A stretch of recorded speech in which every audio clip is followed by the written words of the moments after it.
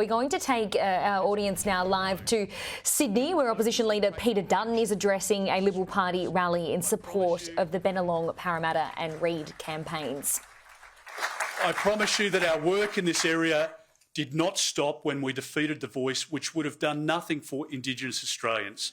And Jacinta Price is going to go through every dollar in every program to make sure that we cut the waste and we prioritise housing, education and health outcomes for Indigenous Australians and better outcomes for all Australians living in regional areas. And that is what Jacinta is committed to doing. My friends, we're going to grow a stronger regional Australia because many of you have a heritage which is based through generations of hard work in regional areas. Many of you have family and friends who are working hard on the land today, and we are a party for them. We're going to make sure that we build our mining industry, not destroy it. We're going to make sure that we build our agricultural and manufacturing powerhouses to what they once were, because that will provide the funding not just to build stronger and sustainable communities and a stronger economy. It will help underpin our investment in health, in roads, in infrastructure, in education and in policing. And because it's in our DNA, we want to keep Australians safe. The Albanese government has failed, as I mentioned earlier, on this core principle objective of any government. It is an essential selection criteria that when the Australian people cast their vote, they're voting for somebody who can keep them safe in good times and in bad. This Prime Minister has demonstrated time and again that he has failed that primary and principal obligation, that promise that he gave to Australians. And there is no end in sight to his incompetence. This government has failed to deter people smugglers. We know under an Albanese-backed government that the borders would reopen and children would go back into detention. We know that they've weakened our Defence Force because they've withdrawn money from the men and women who wear our uniform at a time when we should be investing more into defence. And they've allowed crime to run rampant on our streets. It's why I first announced that a coalition government would legislate mandatory minimum sentences of 6 years imprisonment for acts of terrorism and 12 months imprisonment for the public display of terrorist symbols.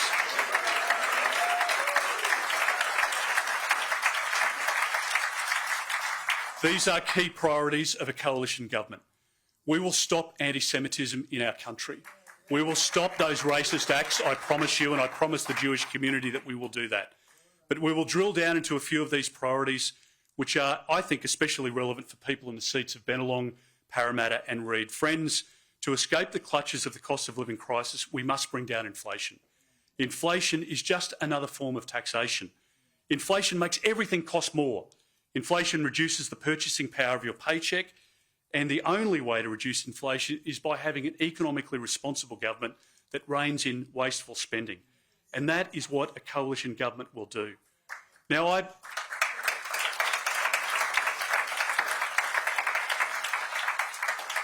don't mean to be controversial today, but I want to ask you this question, and if it's definitive, if the answer is definitive in your mind, then please answer accordingly. But is your life better today? Have you been finding it easier to wake up in the morning knowing that 36,000 new public servants have been employed in Canberra? Can you say, you answered that very well, I might say.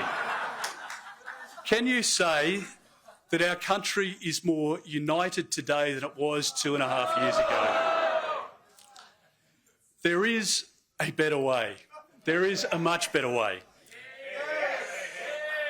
We are going to help the Australian people in a way that they haven't seen over the course of the last 2.5 years with a government which has worked against them.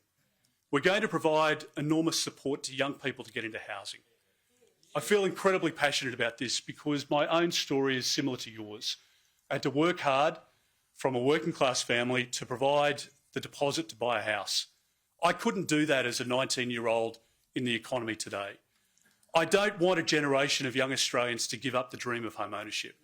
And so we've announced a $5 billion fund to provide support to local councils to build infrastructure. to make sure that we can provide additional supply, which is what's required, given the government has brought in 1.8 million people over the course of a 5-year period they're proposing, but 1 million people over the last 2 years, which is a record in our country. We will provide extra support to help young people achieve the dream of home ownership again, and only a coalition government can do that.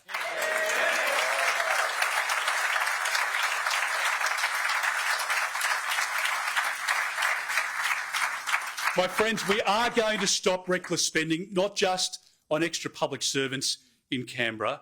We are going to make sure that we can bring downward pressure on inflation, because that is the best way in which we can help young families who are struggling with mortgages now, but to help young people get into home ownership as well. Interest rates will continue to go up under the Labor Party if they continue to spend money recklessly. It's what happened under Whitlam, it's what happened under Hawke and Keating, and it's what's happening under Albanese and Chalmers. And we are going to turn it around.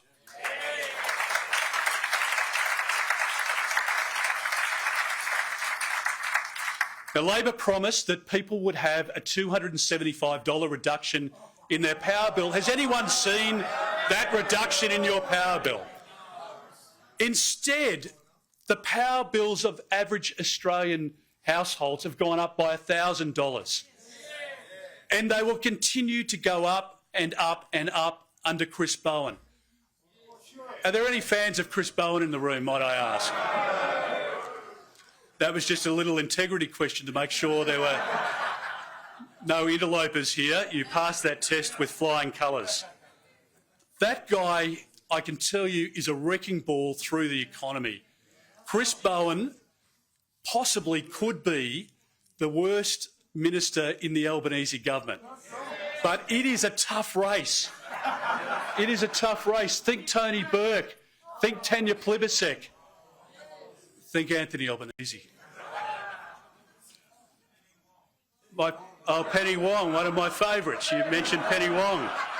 She's in the United States celebrating the ascension of the 47th President of the United States. I mean, she's there as the best friend that Donald Trump's ever had. I mean, is that credible?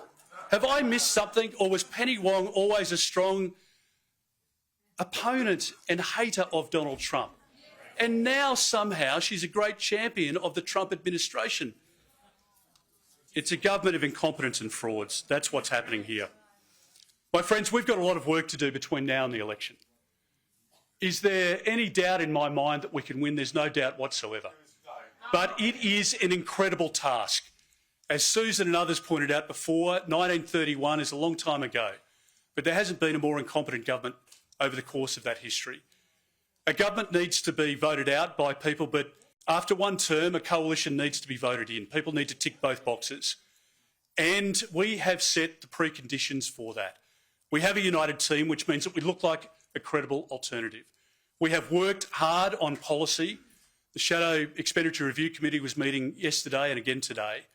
We are going through, in a professional way, options around policy, which will include responsible spending and downward pressure on inflation, which is essential to getting the economic piece right. We have not only conducted ourselves in a responsible way in terms of our loyalty to each other and our policy offerings, we have also, in doing that, put pressure on a bad government. Anthony Albanese's instinct, his every instinct, is bad. There's no question about that. But we haven't let this government up off the mat for 1 minute over the course of the last 2.5 years. And we should be incredibly proud of that. But it means the job is only half done.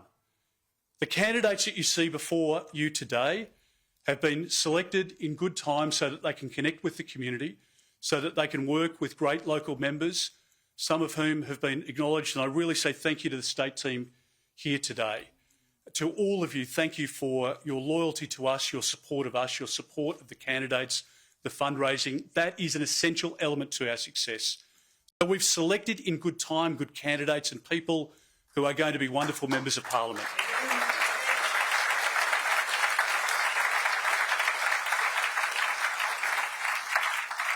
But our most important asset is our membership. You reflect the values of the Australian people. through your hard work, your sacrifice, and your desire to see the best for our country, we need to rely on you to deliver us the seats that will help us form government. And when I look around the room, and as I say, there are many friends here, long-standing, who have worked on campaigns, countless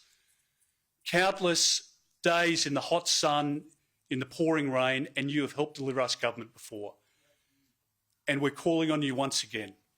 I've been a proud Liberal since I was 18 years of age, which is a long, long, long time ago. But what I've seen in this party over all of that time is that we rise when the occasion demands. And with your support, there is no doubt in my mind that we can get great candidates elected here in New South Wales and across the country. If we do that, we have the vision for our country. Not only can we get it back on track, but we can provide the best days ahead for every Australian. And with your support, we can and we will do that at the time of the next election. Thank you so much. Please work hard and get this great country back on track. Thank you.